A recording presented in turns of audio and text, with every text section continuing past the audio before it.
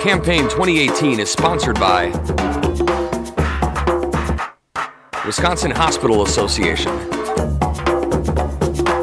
Wisconsin Counties Association, Wisconsin Realtors Association, Marshfield Clinic Health System, and Campaign 2018 partner Milwaukee Journal-Sentinel.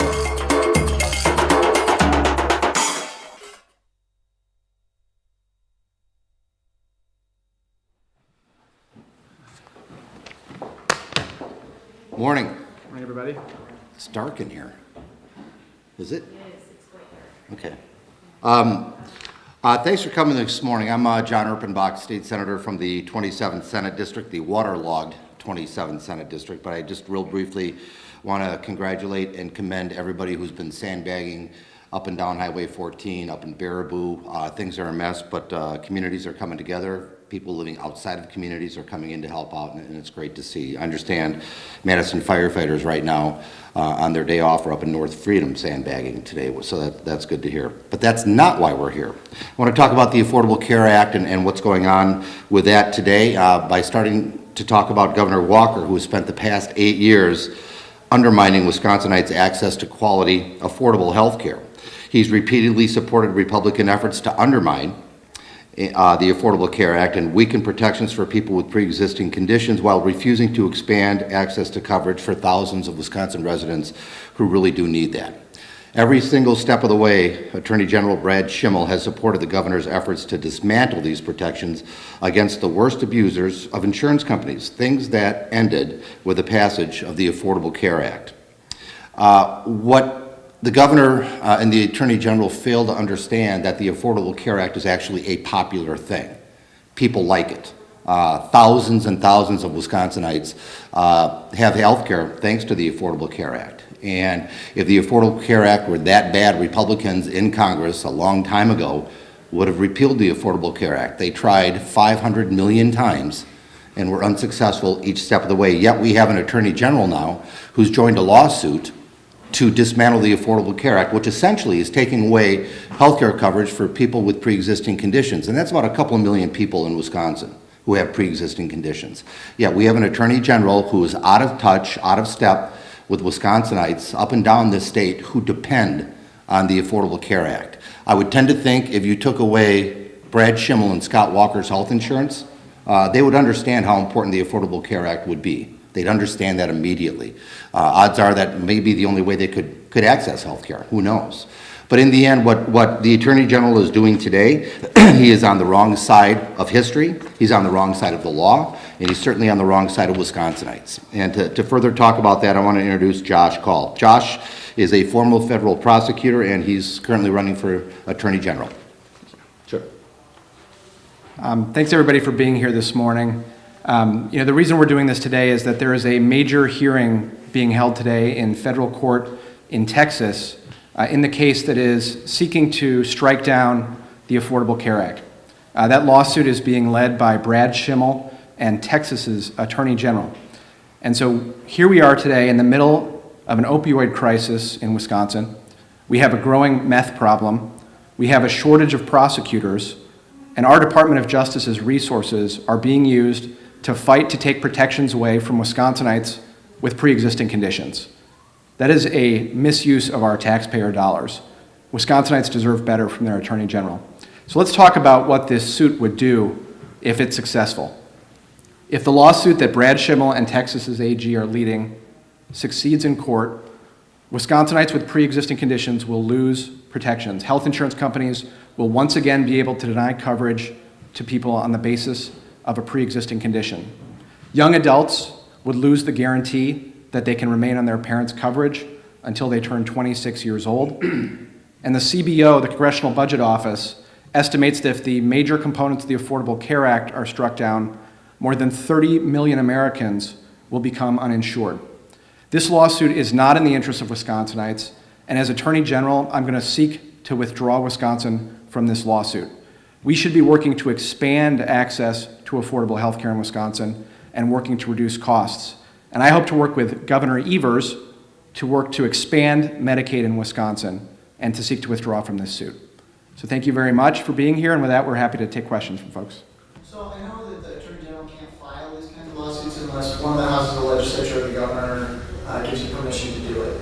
To withdraw, is it the same path? And what happens if one house of the legislature wants the suit to continue and the other wants to withdraw from it? So I don't believe that that question has been conclusively resolved by the courts in Wisconsin, but I think that what I would do as Attorney General is, this is a suit that was authorized by the governor, and I think that what the Attorney General ought to do if, in order to withdraw from the case, is to get approval from the governor to withdraw. Presumably Tony Evers would do that, but Scott Walker would not. What do you do if your party, what if you win but Democrats don't win, other leaders in power? Regardless of who the governor is, as Attorney General, I would seek to withdraw from this suit. The consequences of this suit, if it's successful, are going to be harmful to Wisconsinites. This is not the place we should be using our resources, and I hope that a governor of either party would agree to withdraw from that suit. Are you concerned at all about the timing here? I believe it's possible that a decision was being made by the end of the year. Do you think that you might not, if you were elected, you wouldn't be Attorney General by the time that this suit would have concluded?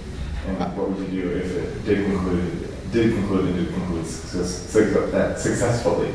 Well, if the suit is concluded, there's nothing that the AG would be able to do in respect to the suit. It's unclear at this point when it will be resolved.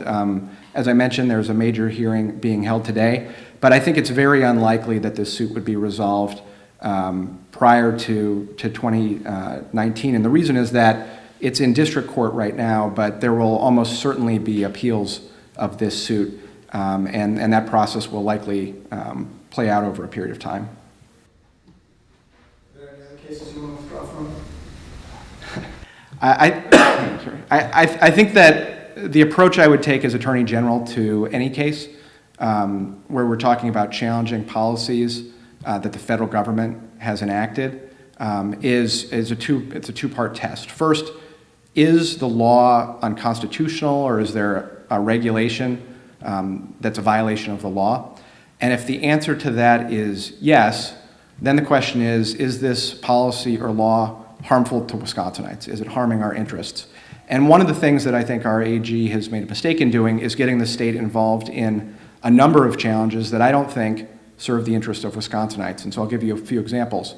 There was a policy adopted under the Obama administration that guaranteed overtime pay to people who put in the hours and made between about $23,000 and $47,000 a year. Brad Schimmel got Wisconsin involved in the lawsuit challenging that policy. He was fighting against overtime pay for those middle-class families. I don't think that was in the interests of Wisconsinites. He's also gotten the state involved in environmental challenges to environmental policies, and I don't think those suits were in the interest of Wisconsinites either.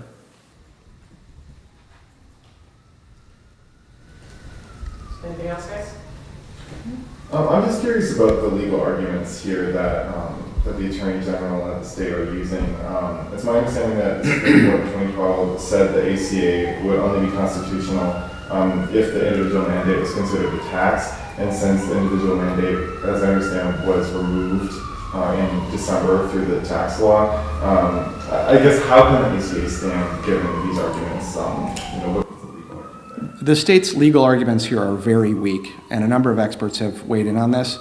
The state's argument is essentially that the individual mandate was made zero, and therefore it's not a tax.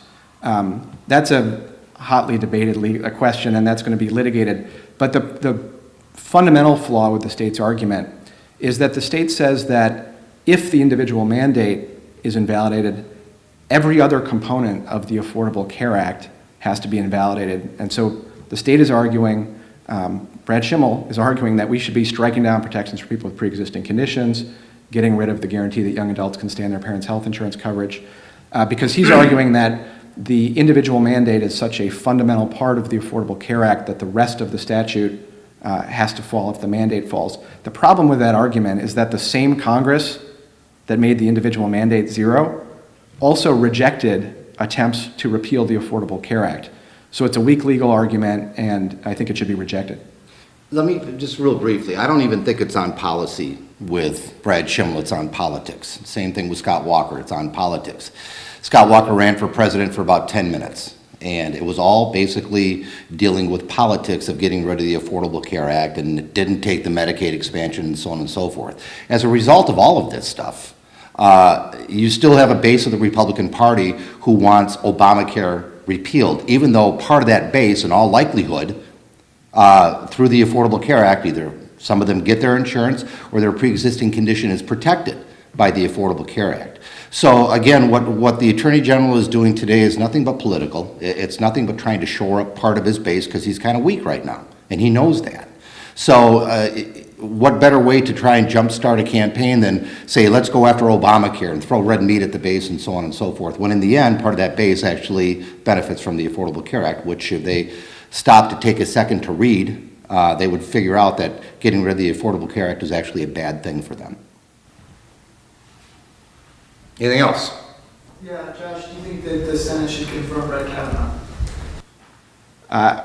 I think that if Brett Kavanaugh is confirmed, the Supreme Court is going to move decidedly to the right, and I think that rights and protections of Wisconsinites are going to be rolled back, and I think that that is not, again, in the interest of Wisconsinites, and I think the Senate should reject the nomination of Brett Kavanaugh.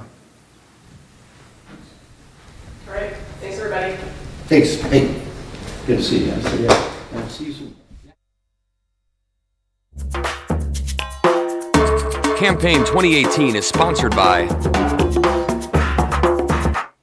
Wisconsin Hospital Association,